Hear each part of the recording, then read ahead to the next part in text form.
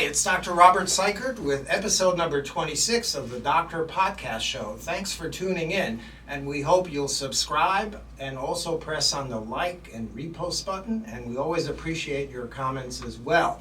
Today we have a great guest. If you have any knee or hip problems, you'll definitely want to watch this segment because we have Dr. Elizabeth Gausden here today. Dr. Gausden is an orthopedic surgeon who specializes in surgery of the hip and the knee. She's an attending surgeon at HSS, which is the Hospital for Special Surgery here in New York City, which is considered by everyone to be the best orthopedics hospital in the USA and probably in the world. She's also an assistant professor of orthopedics at the Weill Cornell Medical Center, also here in New York City, and also one of the top medical centers in the USA.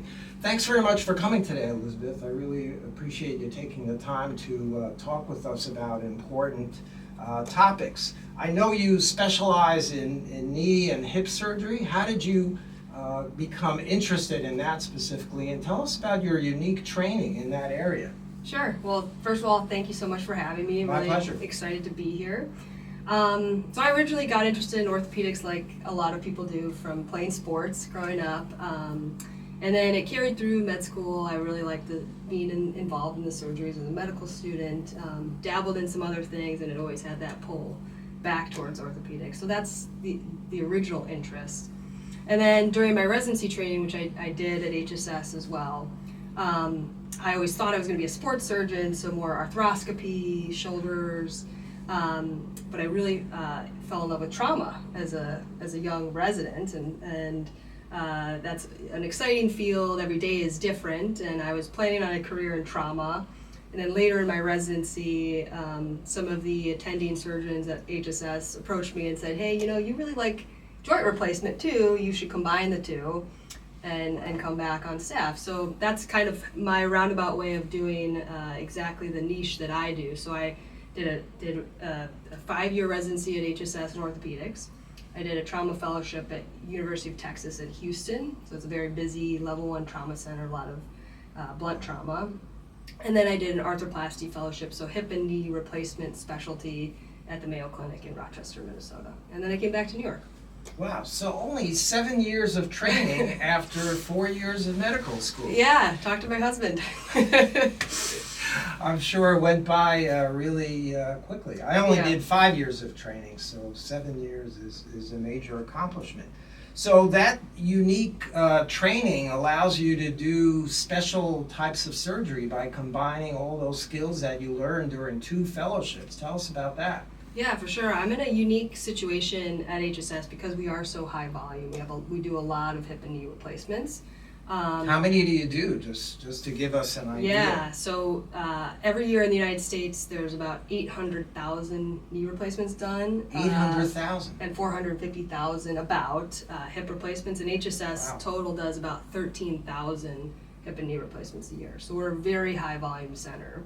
And so because of that, a few of us have special niches, and my niche is fixing fractures that occur around hip or knee replacements. So I do a lot of primary or first-time hip and knee replacements, but I also specialize in those rare complications where somebody breaks around their hip or knee replacement, and I fix it or revise it. So in other words, they've had previous hip or knee replacement, and then somehow through an injury or some other thing, they get a fracture surrounding that, and then Exactly. that must be very difficult to fix because there's a lot of scar tissue and the anatomy is not normal. There is scar tissue, and really it's the joint replacement itself, the prosthesis, can make it challenging. The biomechanics around it can make it challenging to get the bone to heal. In some cases it makes sense to fix that bone, and in some cases it makes sense to just take out the prosthesis and put in a bigger one, depending on the fracture. And those are called periprosthetic fractures, or fractures around hip or knee replacements. Right, and HSS, or Hospital for Special Surgery, is known for doing very complicated surgeries and have experts in the field like you. How did HSS become the top orthopedics hospital in the country, and tell us about the other people you work there with? Yeah, it's got a really long, rich history in New York City. It was originally called the Hospital for Ruptured and Crippled, and it Really? changed its name, several decades ago. But that's still on our paychecks as Hospital for Ruptured and Crippled. Is that right? And it was originally, did some other types of surgery, and it just over the decades focused more and more on orthopedics. And I think that's what makes it so great, is that it is so laser focused on musculoskeletal problems. And so we do orthopedics, rheumatology for the most part. It's grown obviously over the years, and now it's a major center. And I think, a couple things that make it so special is the volume that we do. I think patients can expect that they'll get a certain level of care because we're so used to taking care of these problems. I like to say that they're on an assembly line, but in a good way. It's something, nobody's first time doing anything. But because of that, we also do, like you said, a lot of the very complex things that a lot of other centers may not see a whole lot of, we see quite a bit of. Right, so most of my patients are from the New York City metropolitan area, and if sometimes they'll ask me for a referral, I usually refer to orthopedists at NYU, or I'm on staff, or sometimes I'll actually refer to people at HSS because a few of my patients have had surgery there by some of the surgeons, and I know they've gotten great results. So patients in New York City have a choice, but how do people who live outside of the major urban areas like New York City or Chicago or LA, how do they find a good orthopedic surgeon if they have a serious problem that needs somebody with your expertise to fix? Yeah, it's such a good question, and I think that's something that we all struggle with, family members, with other specialties. How do you find that quality doctors to take care of these issues? And I think as a patient, one of the more important questions to ask is not only of the surgeon or whoever's doing the procedures, how many of these do you do a year, but also how many get done at your center? Because it's so much of it is the team. I'm sure you Right. experience the same thing. You're the captain of the team. But it really comes down to how frequently does this team perform this operation. All the players involved are so comfortable doing it. So those are the things that I would ask. So volume is very important. I think the so. amount of Yeah. experience somebody has in doing a particular type of surgery. And then I think there is something to be said for word of mouth and going with the comfort of I've had a fair number of referrals. It happens very early in practice where somebody has a good result and they tell their friends, and that's Right. generally how we seek care. It's maybe not the most scientific way of doing it, but it certainly is very common. Right. And I wanted to ask you about hip surgery. So in the old days, years ago, my patients who had hip surgery, I take care of a lot of senior citizen patients. Same. Right, and they've had all sorts of surgeries, but many of them have had hip surgeries. In the past, after they had that, they'd be out of commission for weeks or months and in rehab, and it took them a long time to recover, and they still had pain. But in recent years, some of my patients tell me they have this anterior approach to hip surgery, anterior meaning front of the hip, whereas in the old days, they used to do posterior hip surgery. And it looks to me that anterior hip surgery is a quicker recovery and patients are having less pain and discomfort. Can you tell us the difference between this anterior and posterior approach to hip surgery? Sure. This is one of the hottest topics in arthroplasty, so you hit it early, Okay. which is a great question. And at every single major orthopedic conference, there's great debate amongst the leaders in arthroplasty about this topic. So the bottom line is they're both good approaches. They're both standard of care approaches. The anterior approach is not necessarily a new approach, but it's gaining popularity over the past few years. So the two approaches are posterior, which it really is more of like an oblique incision, and it does split the gluteus maximus muscle. Which is a muscle in the back of the hip. Correct. It's a big muscle. It's a big muscle. But either way, you have to dissect through muscle to do the replacement. So the anterior approach does not split that gluteus maximus. It goes in an interval, but there still are releases of muscle. So when we say that it's a completely muscle-sparing approach, that's a little disingenuous. Each approach has to get involved with some of the muscle. Because there are muscles surrounding the hip joint. Correct. You can't avoid them. Correct. The anterior approach, which I do most of my surgeries now, about 90% of my primary surgeries are anterior. So I am a proponent of this approach. I like it. And I think the main benefit of the approach, if you look at large databases, and this could be debated on the podium, but Right. at large databases is that it's a slightly lower risk of dislocation or the hip coming out of the socket after the surgery. For that reason, we usually don't put people on hip precautions. So after the surgery, they can cross their legs, they can bend at the waist, versus the posterior approach traditionally was a higher risk of dislocation, so we would make people follow those precautions. They couldn't sit in a low chair, they couldn't cross their legs. Now that's changing, but that's one of the differences. The other difference that people talk about, like you alluded to, is a slightly faster recovery time. Right.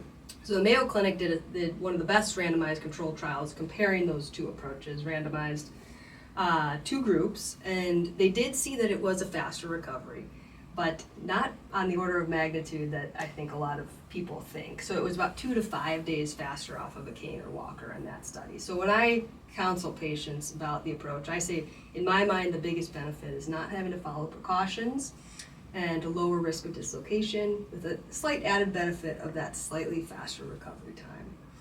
So that's the breakdown, and of course, I'm sure in the comments section, this is definitely going to be argued back and forth, and you can Right. certainly find smaller studies to show each way, but it's definitely something that patients are coming in asking for more and more is the anterior approach.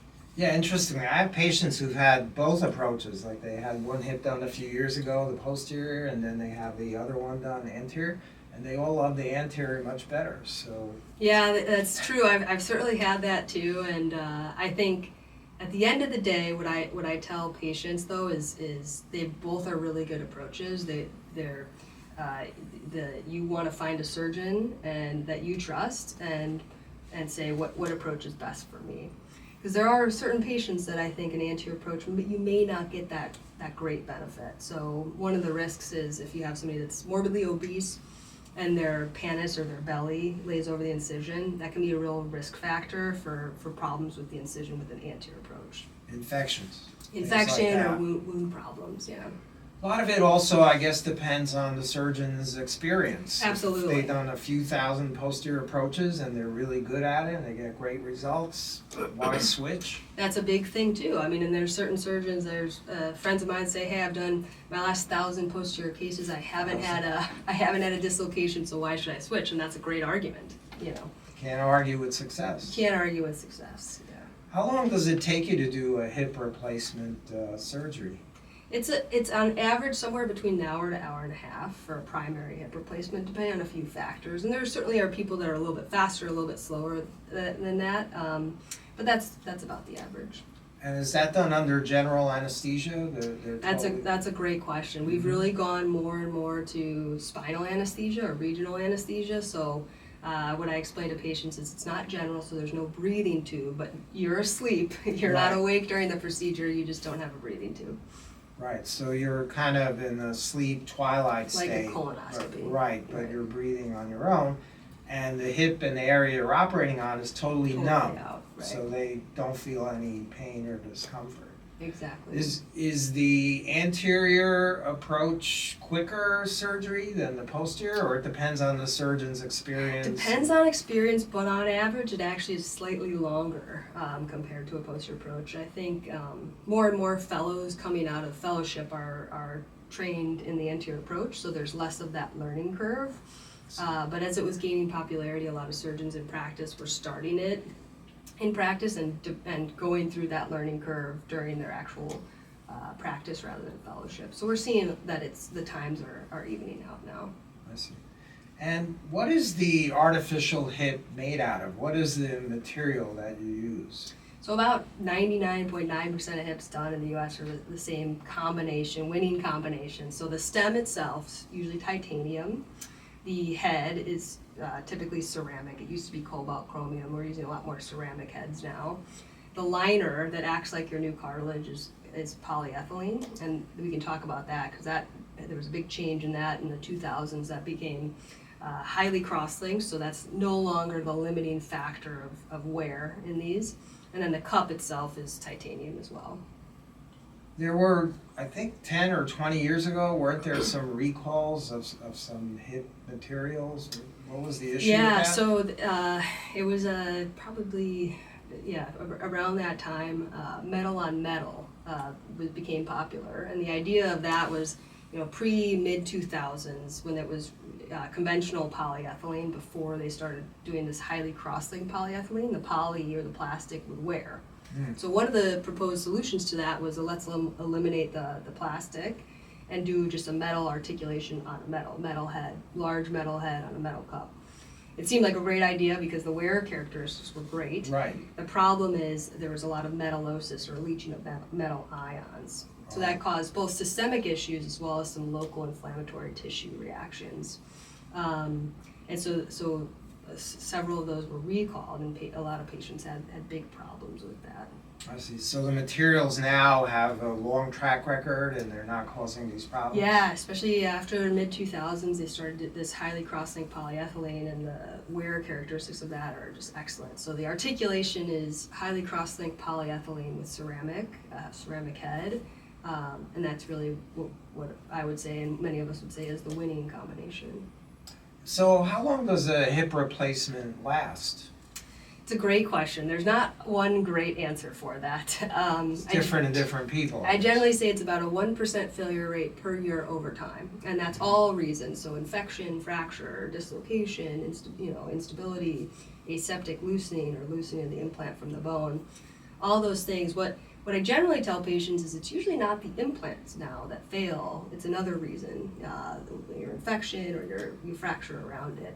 But that's on average with the database studies, it's about 1% failure rate per year over time. It's pretty low. Pretty low, and honestly, we're probably better than what I just quoted. That's probably a conservative quote.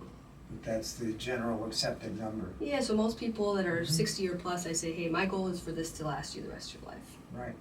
And what can you do with a hip replacement? Can you play tennis? Can you run? Can you play basketball?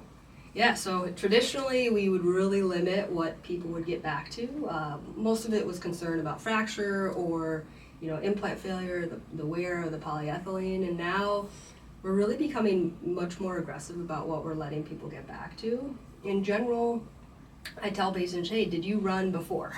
Right. And a lot of times they say, no, I haven't run in 30 years. So no, you probably shouldn't pick that up. But if you're a runner, it's something that gives you joy and it's your passion. Is it the best exercise on a hip replacement? Probably not, but I'm okay with you getting back to it in smaller doses. I generally ask them to wait about 6 months until that implant's grown in and their muscles have fully recovered. But yeah, I don't have big limitations on what people can do after surgery, within reason of I want them to, experience a full recovery before getting back to those things.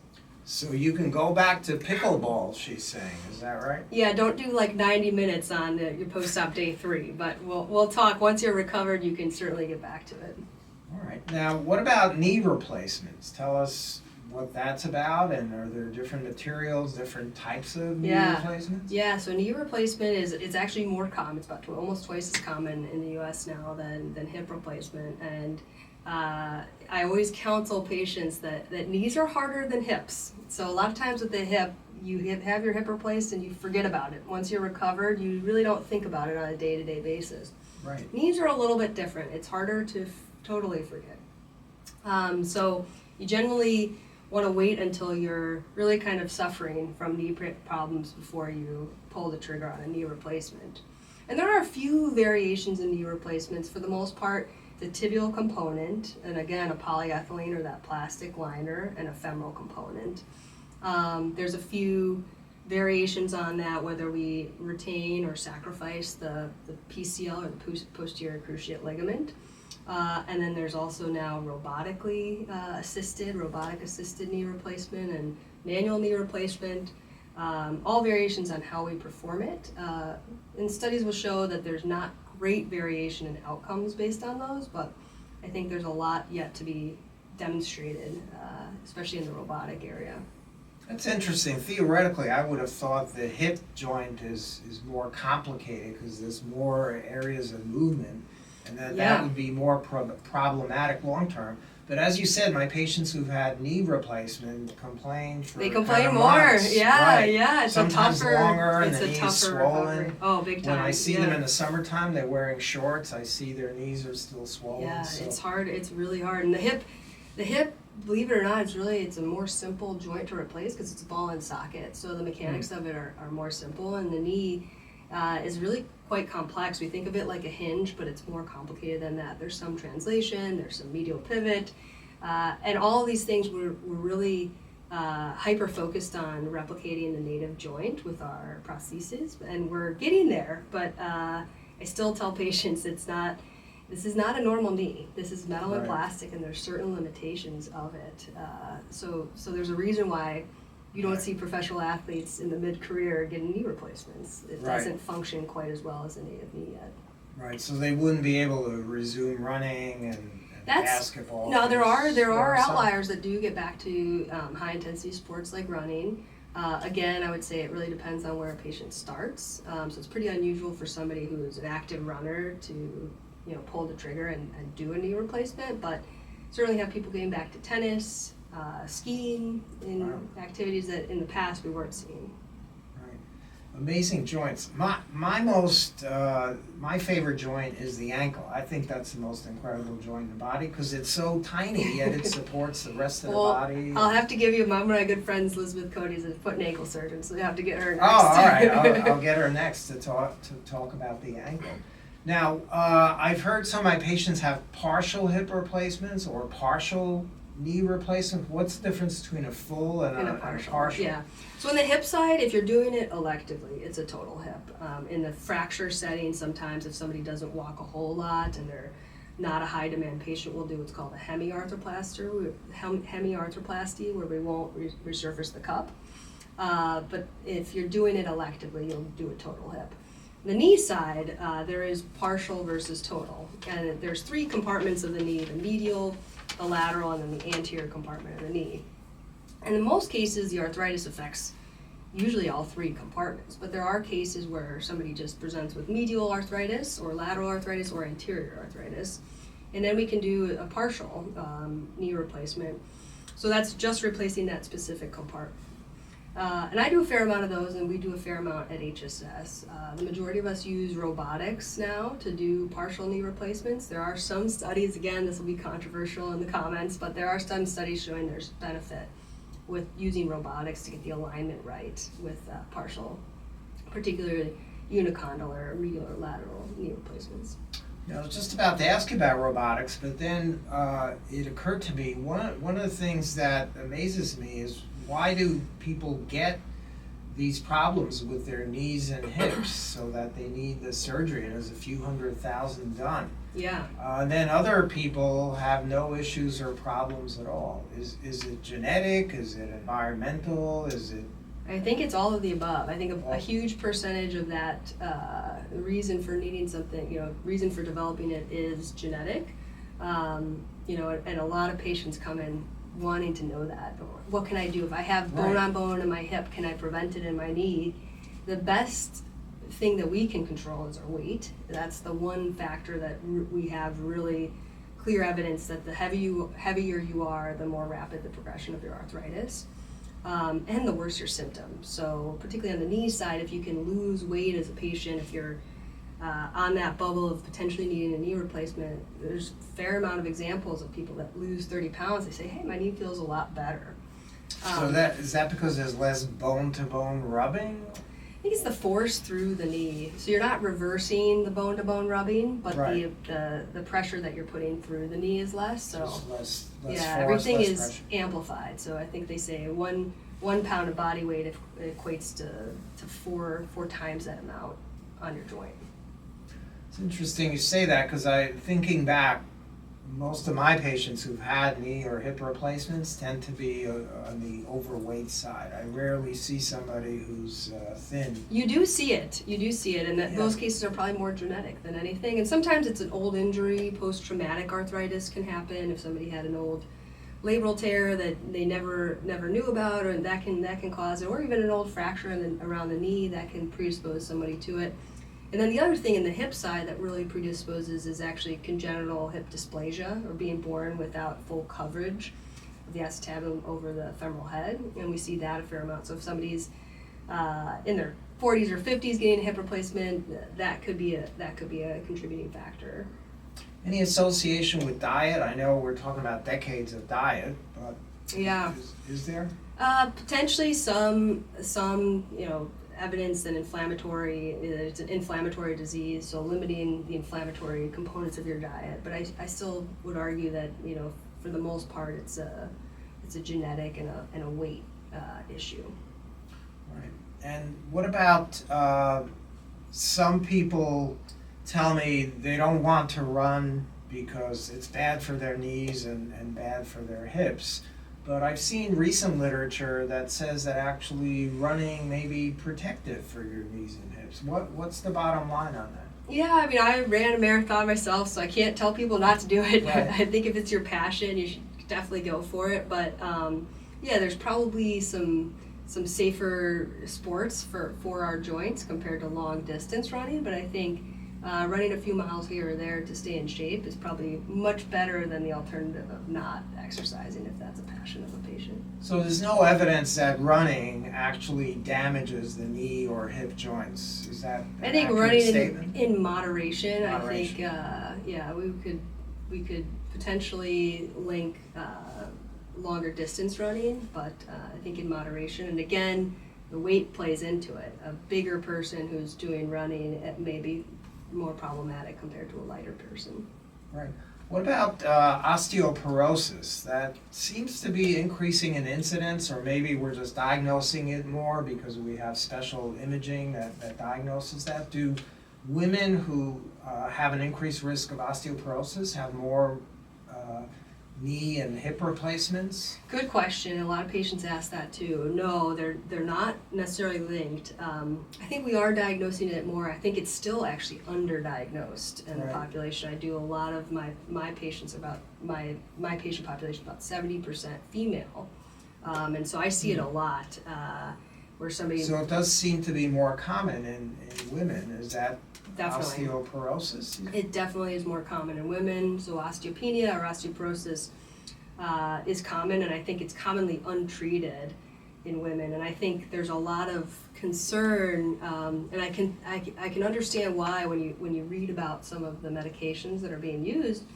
patients understandably come in and they say, I read the side effects and they sound horrible. As a trauma trained surgeon and somebody that fixes fractures, I would argue what you don't see is the other side of this. If you break your hip, that's a life-changing event. And so, yes, these side effects are real, but they're very, very rare. So if your doctor, your primary care doctor, your OBGYN recommends that you start on a medication to improve their bone quality, I would seriously consider doing it because it's much better than the alternative of having one of these life-altering fractures. Right, so the risk of the medications is much lower than the potential risks of a fracture. Correct. And then needing surgery and so on. Correct. That's good advice because I have patients who tell me they have osteoporosis, they've had fractures, but they're afraid to take those medications, which... Right, and we still know, I think we have good surgeries for hip fractures, but we still look at the data and, it's a really morbid event if you break your hip, and a lot of these patients that it happens to, they never fully gain their independence back. So it can be really serious. So the repair of a fracture, the surgery for that is more complicated and difficult, and the recovery is longer than if you're just doing it for somebody who has bad osteoarthritis and pain? Yeah, I do a lot of, when somebody has a native hip fracture, it can either occur in the femoral neck or a little bit higher up in the femur, or it can occur in the intertrochanteric region. So depending on where it occurs, if it's a femoral neck fracture, we can treat that with an arthroplasty. We just remove that bone and replace it. If it occurs a little bit lower down, an intertrochanteric fracture, usually we fix those fractures with a nail. So two different types of fractures, yeah. And I do warn patients when they are having a hip replacement in the setting of a fracture. It's not usually planned, it's usually emergent. Right. I generally say, hey, don't compare yourself to your friend that's coming in for this total hip electively. Your tissues are traumatized. you're generally starting off with a little bit worse protoplasm. So we do know that your recovery takes a little bit longer, and the risk of complications is slightly higher. So namely, the risk of dislocation we know is a little bit higher if you're coming in for a fracture. So dislocation means the hip prosthesis separates from the patient's bone. So right, the head of the prosthesis dislocates from the socket of the prosthesis. I see. And usually, so a lot of times patients will be like, well, how will I know if that happens? You'll know. There will be no mystery. You won't be able to walk. You'll be in excruciating pain. You'll need usually to call an ambulance to bring you in, and then the emergency room can generally reduce those under sedation. Right, and because of your extra training, your unique training of doing those dual fellowships, you do a lot of those complicated cases where you have fractures and then fractures on old hip surgeries. Yeah, so yeah, that's a big part of my practice now is fixing those fractures. And I assume that's a much longer operation. Generally is, yeah. Generally is a little trickier, takes a little longer, and the risks are higher for patients. But and that's probably under general anesthesia, or it depends. Regional it also? Depends on what we're doing and how long it'll take, Right. and how the patient is, what their comorbidities are. You mentioned earlier about robotic surgery. Can you tell us some more about that? Sure. Yeah, robotics has gained a lot of traction in the past few years. One thing that we haven't shown yet is that the outcomes are superior, clinical outcomes are superior. We're working on that, but we do know that a robot, when added to a surgery, does add precision. So it helps us place the components of whether that's a hip or a knee replacement. It places those components with a little more precision compared to manual instrumentation. Now, how do you control the robot? Is it like a little joystick, like on a video game, or how do you do that? So it's a little different compared to the general surgery robot where you might be sitting in another corner of the room. In orthopedics, the robot is usually with you, so you're doing the approach, you're doing all the soft tissue dissection, and you're retracting everything out of the way.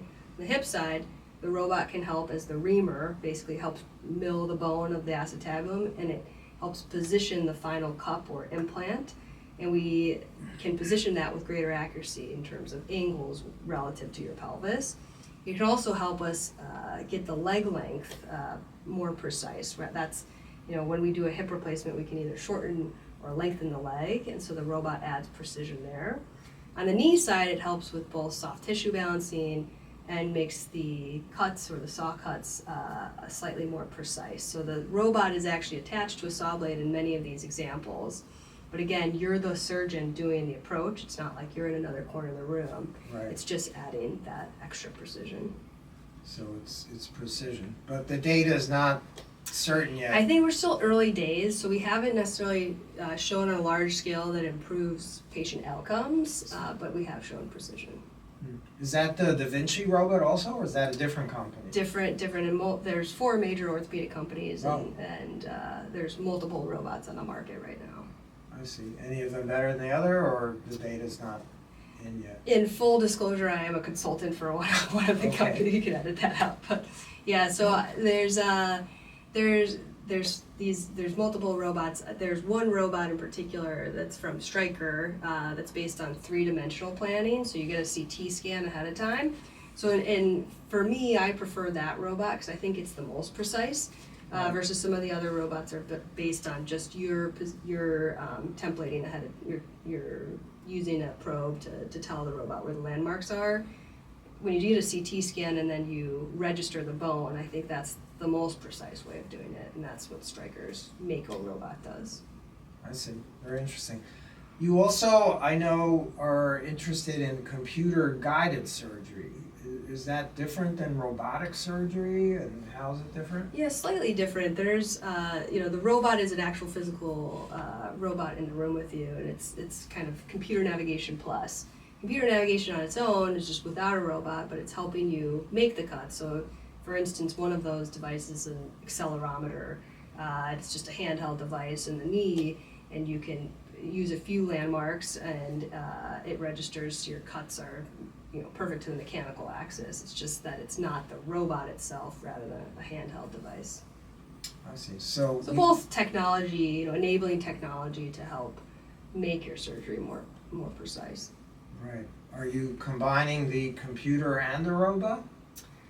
Usually not, because the robot, in my case, I use a lot of three-dimensional planning robotics or Striker Mako robotics.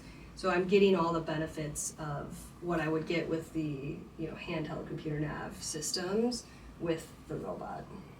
You see a time in the future where AI plus a robot plus a computer will do the whole operation? I think, yeah, the sky's the limit, and it's moving really quickly.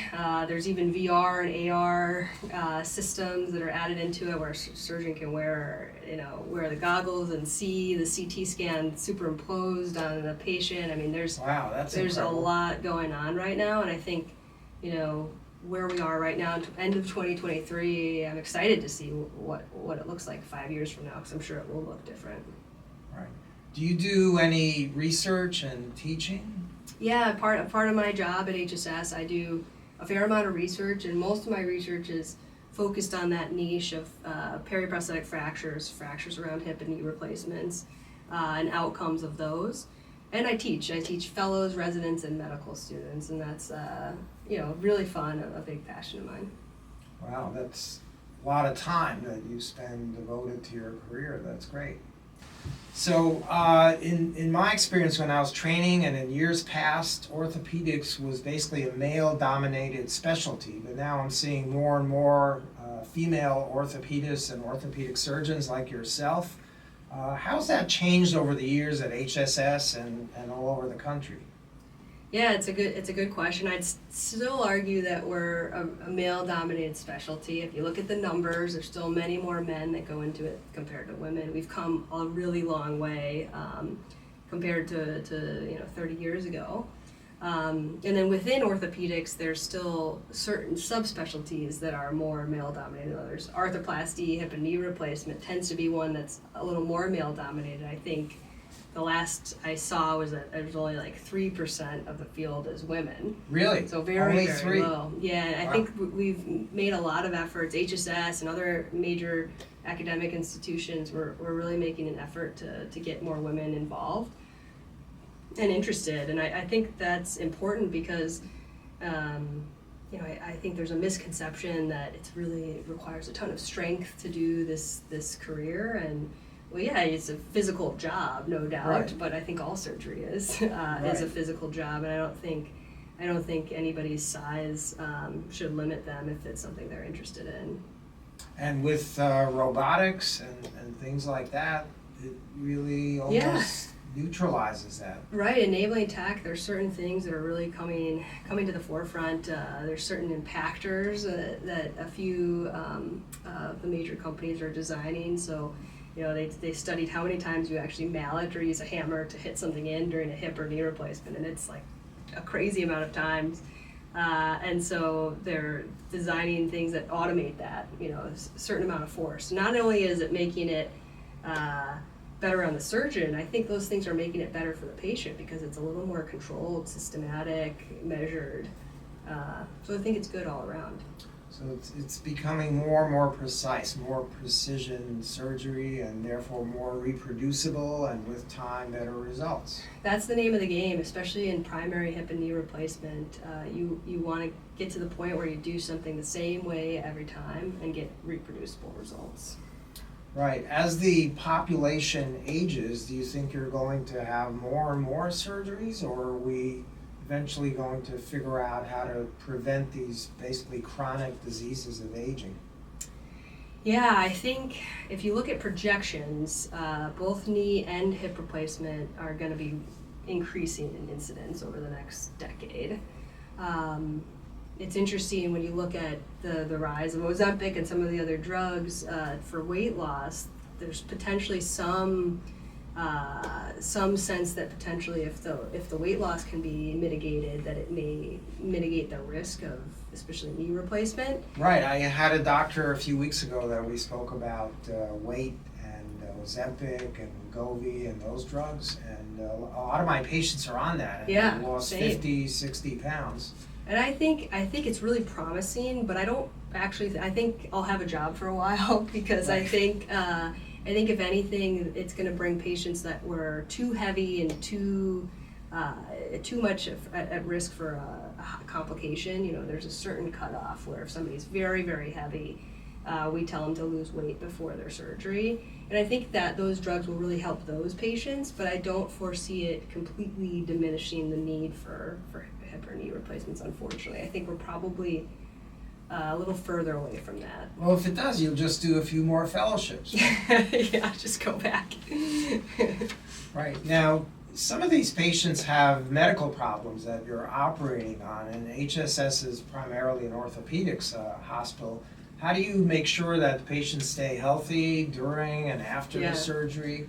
We have a great medical team. So anybody that's having surgery at HSS will get a clearance from one of our medical doctors. So they're hospitalists that run the service too. So they'll get cleared by a doctor who specializes in internal medicine.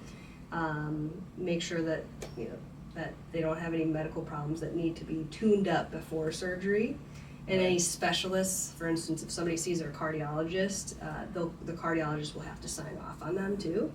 And then while they're in the hospital, we have a great system where there's a hospitalist that also manages their medical care while they're admitted to the hospital.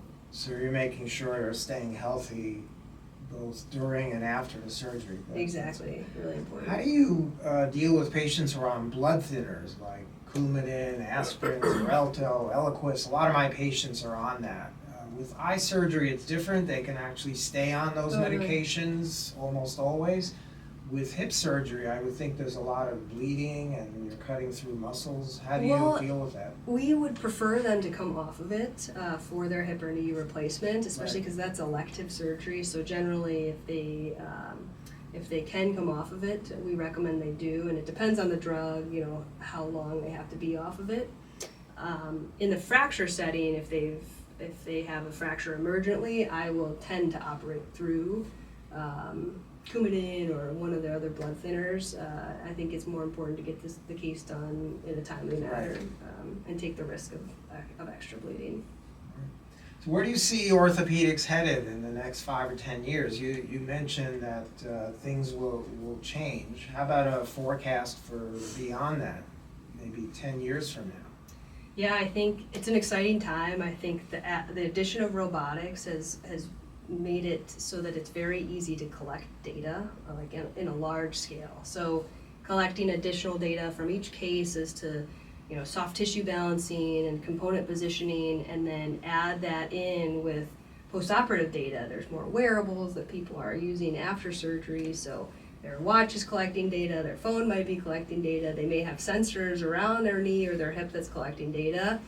And I think all of that's going to be really exciting to see if those things can help us do a better job of their hip or knee replacement. I think we've come really far. They're both very good operations. I think the things that we're looking at are just minimizing the risk of complications. It's already low, but we want it to get even lower, and optimizing the outcome and the recovery. That's pretty amazing. Looking forward to all that. Thanks very much for coming today. This has been very educational. I'm sure everybody out there has enjoyed it and learned a lot. We really appreciate your taking the time to come and speak with us today. Well, thank you so much. This was fun, and thanks again for having me. My pleasure. Thank you.